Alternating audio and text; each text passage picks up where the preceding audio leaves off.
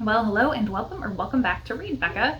It is time once again for my weekly chatty catch-up on everything I've read, everything I'm currently reading, and everything I'm looking forward to reading, as well as some general lifey chit-chat for about the past week. So this week I finished up 2 books, very exciting, and the first of those was A Sorceress Comes to Call by T. Kingfisher. This is a retelling of the Grimm's Goose Girl fairy tale, so it definitely fits into Kingfisher's sort of chunk of dark fairy tale retellings. For me, it had a quite similar vibe to the beginning of Sword Heart, if you have read that other T. Kingfisher book, where at the beginning of that book, we have a woman who is imprisoned by her family because they want to take her inheritance by forcing her to marry someone. And she is basically ready to take her own life as a result of the situation. It's extremely kind of bleak and dark and hopeless. And that is the feeling of this book, but it persists through the whole thing. So go in knowing that this is a pretty dark book and very harrowing to read, because that sense of hopelessness and inability to act is just immersed through the whole thing. So in this story, we are following Cordelia mainly, but we do have 2 perspective characters that we're alternating. So Cordelia is a young teenage girl, and her mother is the titular sorceress. And in this world, it is sort of medievally history type of fantasy. In this world, they sort of discount sorcery as something for parlor tricks. But Cordelia's mother is this extremely powerful sorceress, beyond what anyone even imagines sorcery could be. So she's quite secretive. And Cordelia's mother, being so powerful, she has all of these abilities to do much more than anyone could imagine, including fully controlling Cordelia's body. She orders her, is what Cordelia takes it as, and just simply takes over her body and forces her to do things.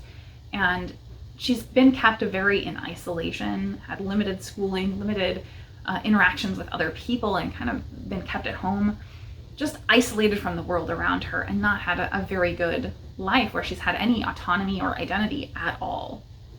So reading this, I had to draw a lot of correlations to certain religions or cults, because there's a lack of privacy and isolation from the outside. Anything that challenges her reality or her mother's authority, provides critical thinking, is just shut down and completely removed from her life. And so Cordelia has been through really horrific things and has just learned that she has to live with it. So things change for her dramatically, though, when her mother decides that they need to get out of the area for a little bit in their small hometown and get some more money.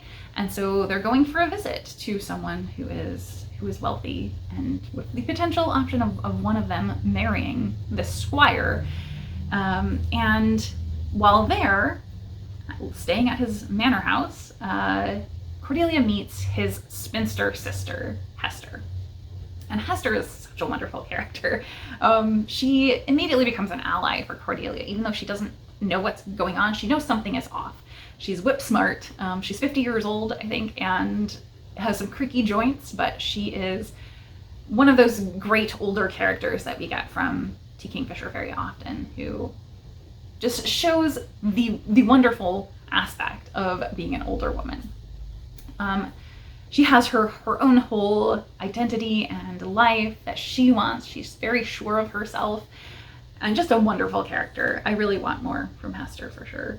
So I do hope we get some more books from this world, though I think it was planned as a standalone.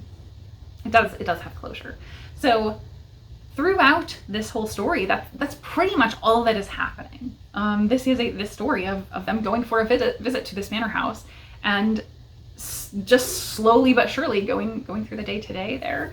The fact that Cordelia finds this ally in Hester, and Hester is really there for her to lean on, as well as the servants there even. So there's kind of an upstairs downstairs aspect to it, of everyone sort of picking up that something's going wrong for Cordelia, but they can't figure out what, and wanting to support her. And that's one of the strengths, I would say, certainly of T. Kingfisher's writing.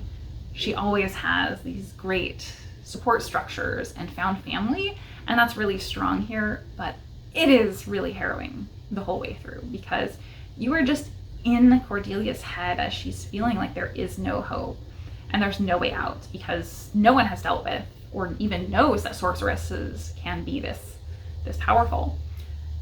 And so once people do sort of come to grasp a little bit of what's going on, it becomes a scramble to try and figure out, what is this?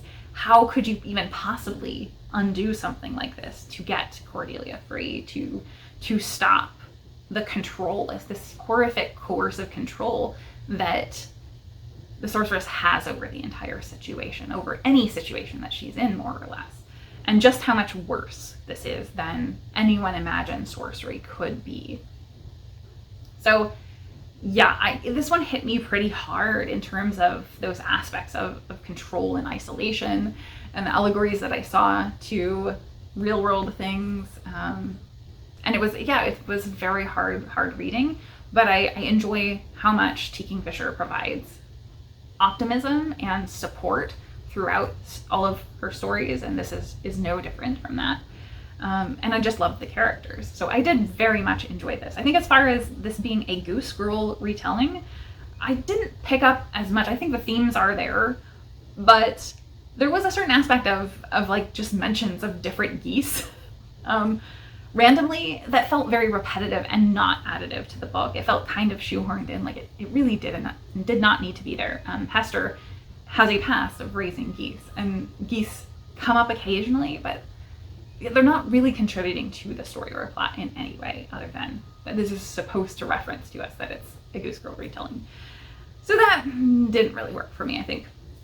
Overall, this was very good. I would put it about on par with Nettle and Bone for myself, where I enjoyed it very much, but it's not in my top echelon. I think if we got a follow-up from just Hester, it could be.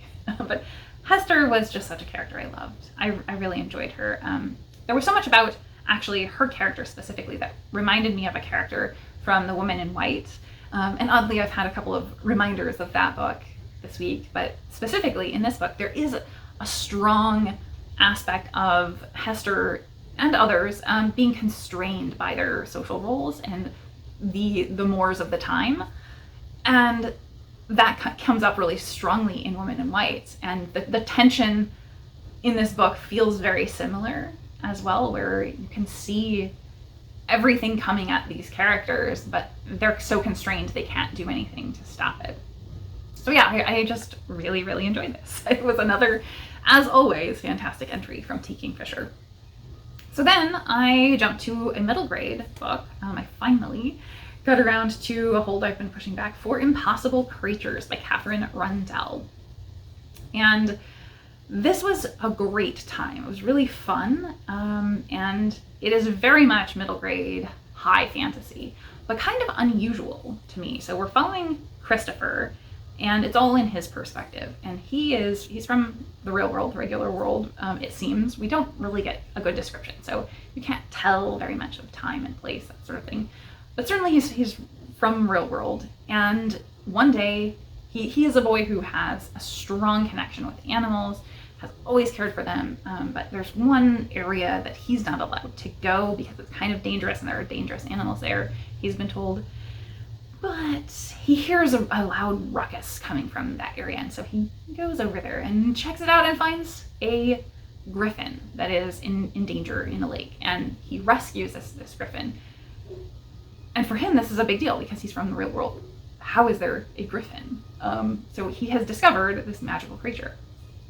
And come to find out immediately, this is kind of the launching point, he learns that it's been kept secret from him, but his family are aware all along that there is this hidden magical world, this archipelago, where everything has been kept secret and safe.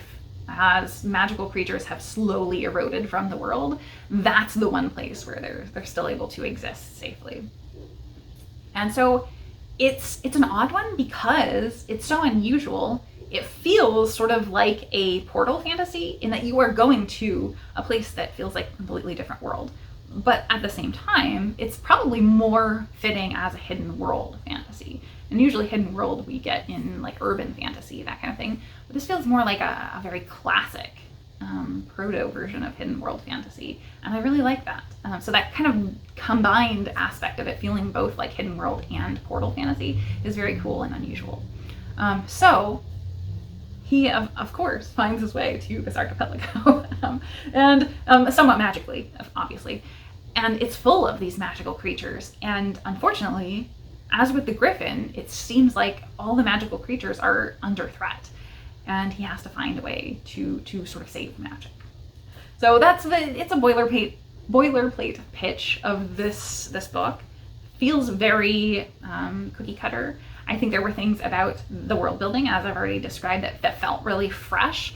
But ultimately, I mean, this is just a very, very good example of really epic, really high fantasy with drama and action and high adventure in a unique setting, because we don't get a lot of fantasy with an archipelago. There is sailing, like ships are a major element of this because they're on an archipelago. And there's a real good mix between seeing the different communities and them having their own vibe there, as well as traveling with a really fun crew in the ships. So I really like the mixture there. And it is quite like high stakes for a middle grade book. So I feel like the level of stakes and action was very high, and also the world building was really well done. Maybe at the beginning it was a little bit info dumpy in terms of the world building. There was a lot of setup to get us there. And so that may lose a younger reader, but I think for someone who's an adult who's diving in and enjoys fantasy, it will probably not be a ton of world building for you. It'll be perfectly fine. So yeah, I thought this was great. Really enjoyed it, enjoyed the characters, enjoyed the sense of magic and wonder to this, while also kind of having an underlying, without being like hitting you over the head, connection to the natural world, and the importance of that is certainly a theme here. So yeah, I thought this was super magical and so fun. And I know, or I noticed after I finished it, that the sequel has already been announced. So that is coming out later this year, apparently. So that's pretty exciting. So I'm glad to have read it and be lined up to get to the sequel when it comes out. So that's it for what I finished this week. Onward, what I am reading now. I have not picked up a lot of books. I think the only thing I have really worked on is Affinity by Sarah Waters. My buddy read is ongoing with Tiffany from Towering TBR. And I also, because I need an audiobook for the gym, I started Drift in Currents Clean and Clear, the latest book in the Wayward Children series by Sean McGuire, which I have been another of my audiobook holds that I have been pushing it back. So I'm finally getting through all of those holds and knocking them out now that I'm back to using my library. So to what we said earlier, I've not really been getting through my actual TBR for the month. So I need to get that back on track this week, I think, and dive back to my regular TBR. Not that I will be in trouble if I don't. So I think that's it for books for this week. Then for watching, the previous week I finished Jet Lag the Game, season 13. I think it's 13. Yeah, 13. The newest season. And I didn't mention it because it's a week behind on YouTube. I watch on Nebula, and so I didn't want to spoil it for anybody that was watching on YouTube. So it is done, and I loved this season. I thought it was so fantastic. So Jet Lag is a travel game where they use mainly trains, I would say, most of the time. And this season they have used some planes, but definitely mainly trains as well. And this season was the Schengen zone, and they had to claim countries in the Schengen zone. And the game mechanics in each type of game that they play each season changed somewhat. And this one I think was the best formatted, like the most well thought out, and the most satisfying to watch, because there was a lot of tension there, where claiming the country, like there was sort of a soft claim and a lock claim, where just going through the country would soft claim it, but then somebody else could try and lock it, and they had to do a challenge there to lock it. The person who went through it could, or the other team could.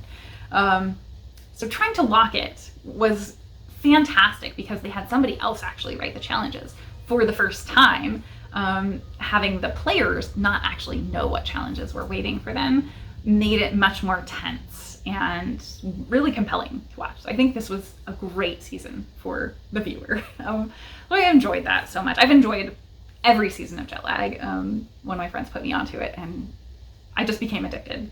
Everyone I know who has become addicted to it immediately once they start watching. You just can't stop. And very excitingly, they announced there's already a mini, like a weekend-long season coming out that they're putting out as like a half season in between at the end of this month. So I'm excited about that. That'll be very fun. And that one's in New York City. So yeah, so I enjoyed that one very much. And then I also, in watching, have finished up the newest season of Black Mirror, which is both great. I love Black Mirror. It's definitely one of my all-time favorite shows. It is an anthology show that's kind of sci-fi, social commentary. It can verge into horror, but mostly the horror is about like humanity. And I would say it was interesting because I would say the horror element was very, very low in the current newest season, whereas last season, the 2023 season, I think last season was 2023. It's been a while. Was very horror. Like, it leaned much more horror than any other season, I think. So this season, there was a lot more just like slow, thought-provoking episodes. Very little graphic content. Much less in your face than previous seasons, I think. But I enjoyed most of it. I think that my favorite episode was actually the first episode, Common People, which stars Rashida Jones and Chris O'Dowd. And that was brutal. It was really, like, very emotionally brutal. There wasn't a lot of graphic stuff. There's kind of some unsettling things. But yeah, it was really very much commenting on day-to-day life now and the way that technology has forced its way into our lives, and the technology subscription models specifically, and just how negatively they impact us. Very, very terrible. Yeah, so I think that's everything I finished for this week. And this week has been, it feels like the week has slipped by away from me because I've been quite busy work-wise, though it has been a much more manageable work than previously it was, despite the economy staying quite wild. But I also had a very exciting and busy week because I got a new foster cat who has needed a high amount of attention. I feel so heartbroken because he came in, I think actually while I had the foster dog, who also was very attention and needy. So he's been at the shelter for quite a while, and because of his condition, so he was having like digestive issues from stress at the shelter, it's clear now. But because of that, they couldn't put him up for adoption. So he's been stuck there. And he also didn't have anybody jump up for foster. And I missed him because I had the dog. And so unknowingly, like, I could have taken him before now. And all it was that he was just stressed out at the shelter and was having like massive digestive issues because of that. And as soon as he got here, he's been fine. So he's doing great. He's actually like right over my corner sleeping with my cats, which is crazy quick. I've only had him for 6-7 days now, and he's already met my cats. I never do that, but he's a young cat and very friendly, like ridiculously friendly. And he's lacking boundaries a little bit. Like, he's gotten definitely hissed at and gently swatted at. But the introduction, it was pretty clear that they were gonna all be cool with each other, so I went with it. I usually do not recommend that though. But if you're experienced with introducing cats, you can probably feel them out pretty well. But so like, he is so much happier right now, and I'm so glad I was able to get him out of there because he'd been stuck in the medical isolation area for way too long and hadn't been able to get like as much attention as he needed. And hopefully now that he's doing well, we'll be able to quickly get him adopted. So hopefully I'll find out about that later next week after he's been here for a couple weeks and been stable. So he has been keeping me busy though, because he just has really needed to, like, he just desperately wants love. So there's been a lot of just sitting and giving him attention. Yeah, so that was a big positive. A negative, last week I mentioned all the stuff I had gotten done, and I had ordered a laptop, and of course ordering from Dell came back to bite me. They have a terrible reputation. I should have known better, but I got a smoking deal at the spring sale and thought I was gonna get away with a decent deal and decent specs. And a week later, I hadn't gotten any tracking information, so I went to check and they canceled my order. didn't tell me, didn't send me an email or text or anything. All I still had was confirmations.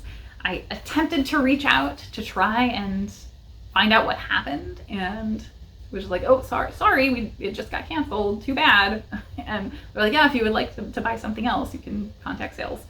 I was like, yeah, so it feels very scammy, and they lived up to their reputation that they have terrible support and service. So, oh well, I guess I learned my lesson, but I could have had the smoking deal.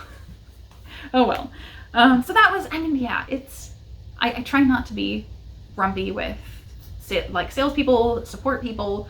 It's not their fault that their company sucks, but it is just very, very frustrating. This is why we have such a problem with Karens in America right now, because it is very hard to maintain empathy when companies are trying to ruin your day, trying to take advantage of you in some way to ruin your day. So yeah, so now I have to try and figure out what else I'm going to do to get a laptop, and probably not for as good of a deal. Yeah, it's not that important, but I do want to get that done. So because I have been so busy, I haven't been watching very much BookTube at all. I'm horribly hundreds of videos behind in my watch later queue, hundreds and hundreds of videos. And so I don't have a recommendation for you this week either, so we will leave it there. So with that, I will say I hope you have a wonderful week in reading and in life, and thank you so very much for watching.